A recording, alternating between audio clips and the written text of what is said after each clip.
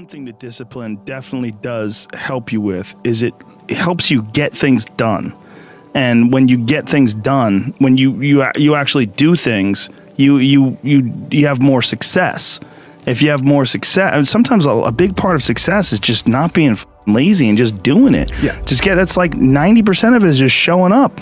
Get there and start working. Like, you're not going to feel perfect every day. If I only worked out when I felt good, I'd be a fat because there's a lot of days I don't want to do it. It's pretty much the same with everybody that actually gets good at something. There's got to be those days you push through, and they're probably going to be more numerous than the days you don't. And so the benefit of discipline in my eyes has always been that through discipline I get things done.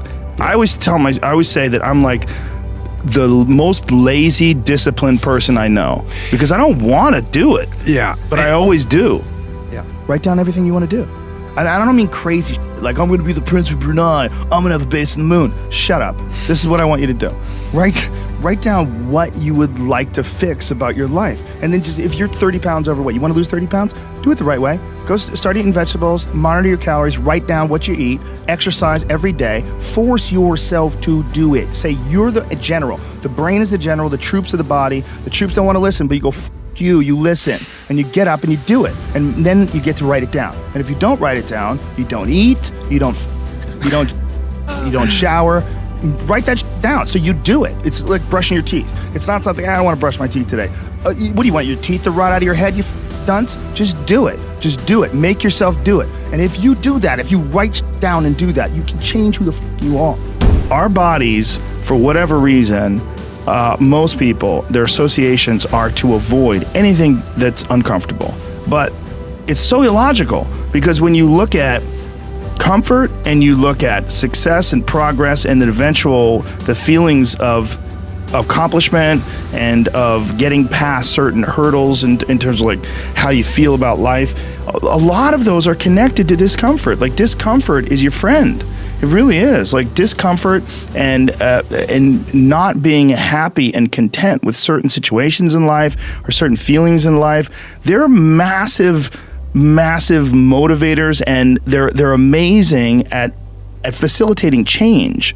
And yet our instinct is to avoid those and just sit on the couch and watch some reality show about dudes who make moonshine with our jaw open, like, ugh. It's bizarre. There's a lot of artists and comics, I bet musicians as well, but writers for sure. One of the big problems is sitting down and doing the work. Mm-hmm. And you gotta, and Pressfield talks about that in the most concise and beautiful way, and he labels it like an enemy. He calls it resistance. Mm-hmm. And that you have to sit down, you have to overcome resistance, and that the pro goes to work. And it doesn't matter if you're sick, doesn't matter if you have kids, it doesn't matter what, you're a pro and you go to work. And that just, it puts it in your head that this is what I do. This is what, and you have pride in that. And then when you are in front of that keyboard and you look down the count, it says, I got 1,000 words today. I put 1,000 words in. You're doing the work. Yeah. And out of that work,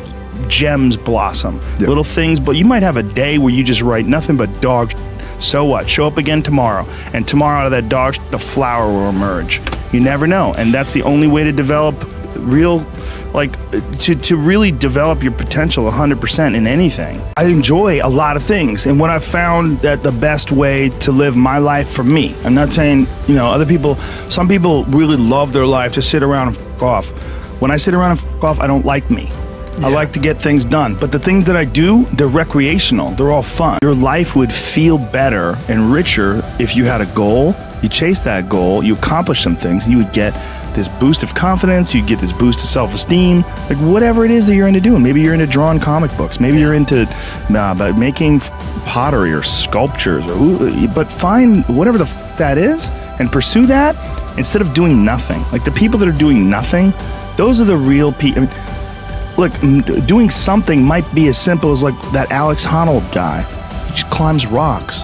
but he's world-class It's rock something, climber. though. It's something. If I look back on anything I've ever done, mistakes I've ever made, paths that something that I put out that I didn't quite, man, maybe I just waited 3 months before I released that, or maybe I should have, re-edited that blog post a couple more times before I put it online, or those things drive me crazy. The things that I've done have driven me crazy, but yelling at someone I didn't have to yell at them for, whatever.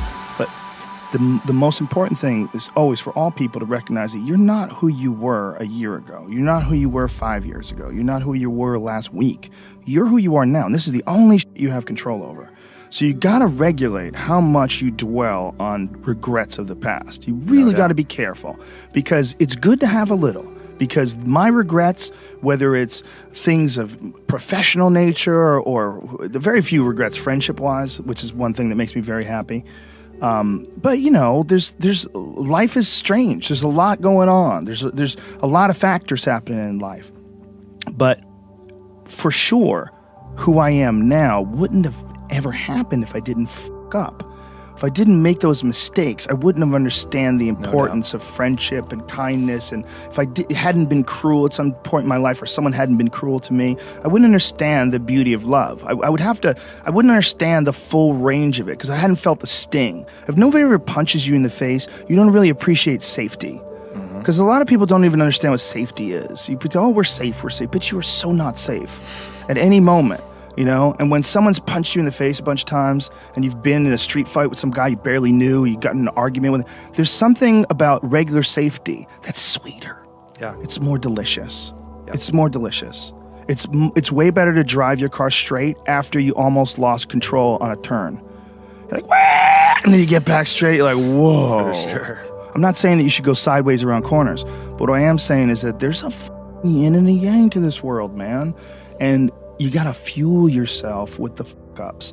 And most people get stuck in these patterns because they define themselves as a fuck-up, or they define themselves as a person who doesn't follow through on their ideas, or a person who doesn't pursue their real interests and loves. You define yourself by that. Well, I guess I start things and I quit. No, you don't. No, you have started things and you quit. And it gives you a horrible sense of regret that's made you define yourself by that. You don't have to do that.